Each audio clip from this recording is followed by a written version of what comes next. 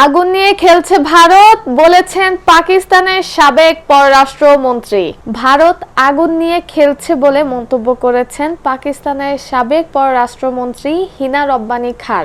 এছাড়া ভারতের এই হামলাকে তিনি অযৌক্তিক, ভিত্তিহীন এবং আন্তর্জাতিক আইনের সুস্পষ্ট লঙ্ঘন হিসেবেও বর্ণনা করেছেন। বুধবার 7 মে এই তথ্য জানিয়েছে সংবাদ মাধ্যম আল জাজিরা। সংবাদ মাধ্যমটি বলছে, পারমাণবিক শক্তিধর আরেকটি রাষ্ট্রের ওপর ক্ষেপণাস্ত্র হামলা চালিয়ে ভারত যেন আগুন নিয়ে খেলা করছে বলে পাকিস্তানের সাবেক পররাষ্ট্র প্রতিমন্ত্রী হিনা রব্বানী খার আল জাজিরাকে দেওয়া এক সাক্ষাৎকারে বলেছেন। তিনি বলেন, ভারতের এই পদক্ষেপ প্রমাণ করে যে তারা নিজেদের বিচারক, জুরি ও শাস্তিদাতা হিসেবে ভাবছে। তারা পারমাণবিক শক্তিধর আরেকটি রাষ্ট্রের ভেতরে ক্ষেপণাস্ত্র ছুড়তে দ্বিধা করছে না, কারণ মনে করছে যে কোনো ফল ভোগ না করেই পার পেয়ে যাবে। সাবেক পররাষ্ট্রমন্ত্রী হিনা রব্বানী খার জানান, পাকিস্তান বহুবার জাতিসংঘ নিরাপত্তা পরিষদকে ভারতের আগ্রাসন নিয়ে সতর্ক করেছিল। তিনি বলেন, সতর্কতার সব লক্ষণই স্পষ্ট ছিল, আর এখন ভারত সেটিকে নতুন